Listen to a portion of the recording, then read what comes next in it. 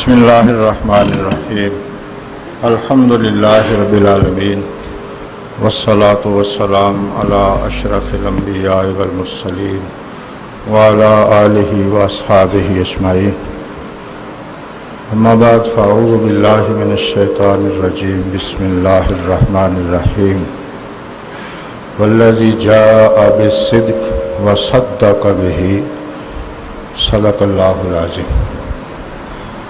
اللہ کی توفیق سے ہم سیدنا صدیق اکبر رضی اللہ تعالیٰ عنہ کے فضائل، شمائل، سیرت، کردار سے سبق حاصل کرنے کے لیے گفتگو کر رہے ہیں۔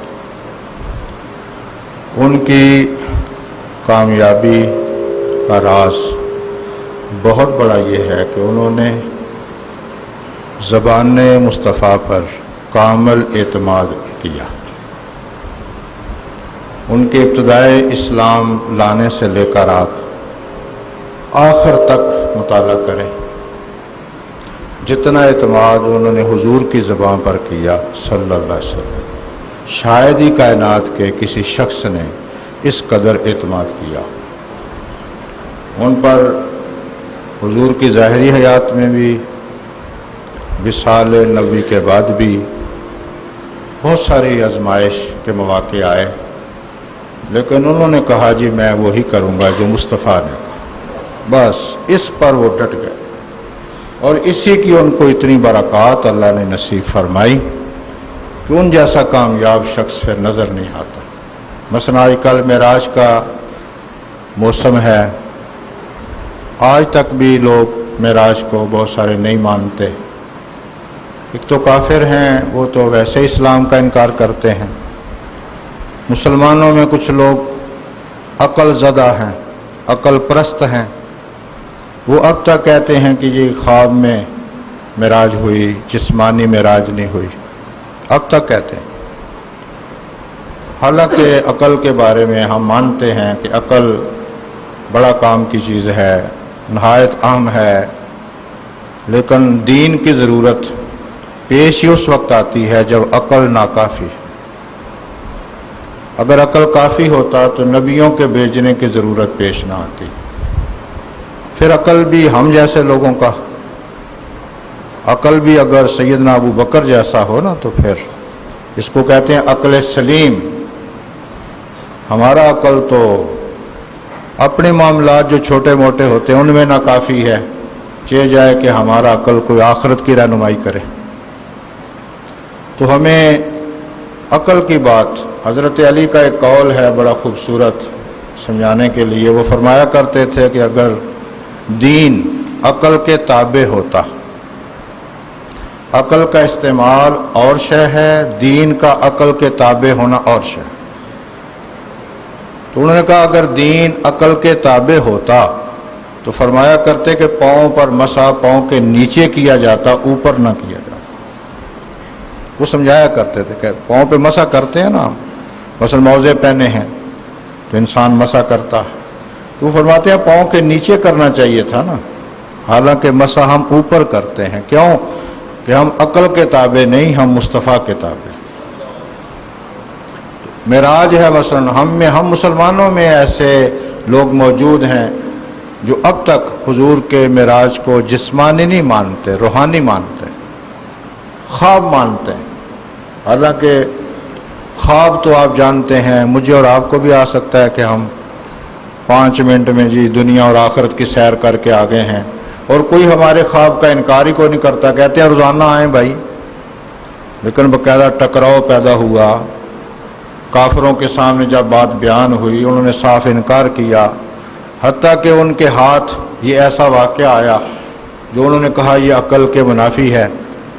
تو وہ مکہ کے سب سے بڑے عقل مند حضرت ابو بکر کے پاس یہ مسئلہ لے کر حاضر ہوئے اور کہا تو یار عقل مند آدمی ہے، دانشور آدمی ہے، ہمیشہ عقلی باتیں تسلیم کرتا ہے، ہم کسی اور کے پاس نہیں گئے، تیرے پاس آئے ہیں، تو بتا کہ راتوں رات بیت المقدس جا سکتا؟ کیونکہ حضور نے ان کے سامنے بیان ہی بیت المقدس کی۔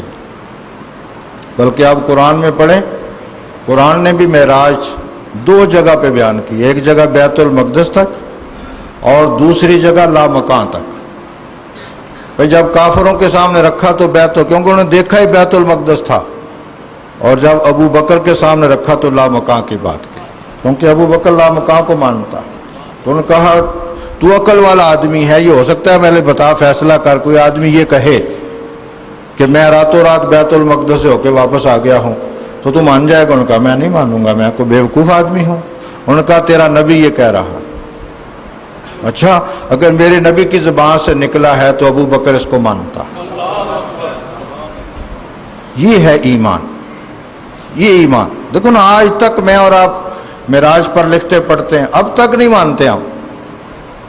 اب تو کئی دیکھو نا جہاز 8-8 گھنٹے میں کہاں تک پہنچا دیتے ہیں بندے، اتنی تیز رفتار سواریاں آ چکی ہیں کہ گھنٹے 2-2 گھنٹے میں آپ کہاں سے ہو کے واپس آ جاتے ہیں۔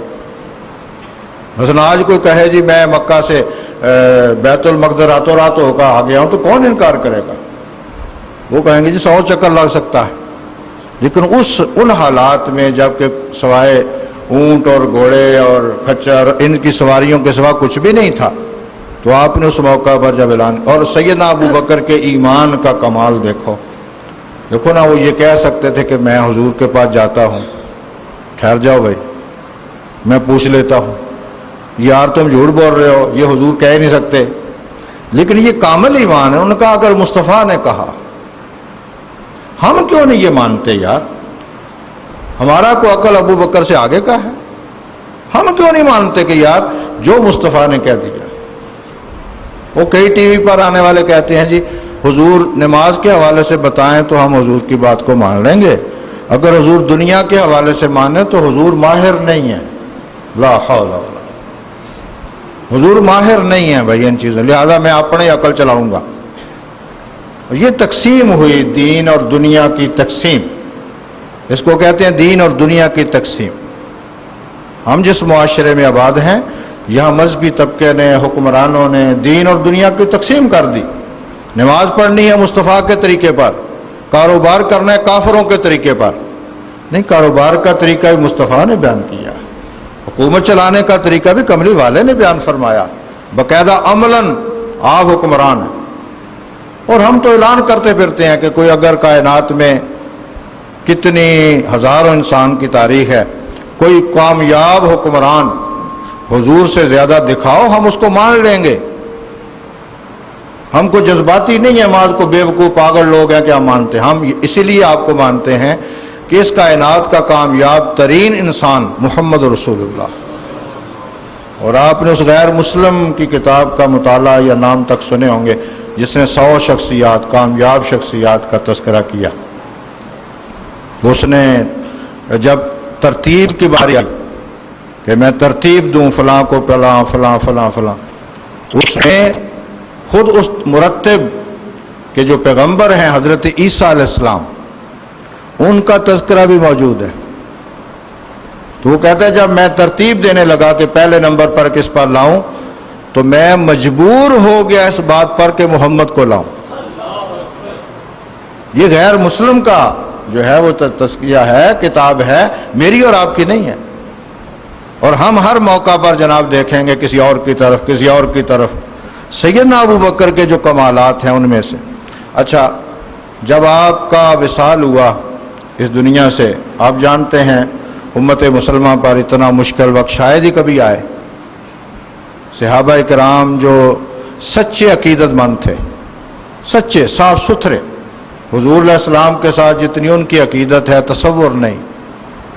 حضور کے وصال کے بعد صحابہ کا زندہ رہنا یہ بھی حضور ہی کا معجزہ ہے۔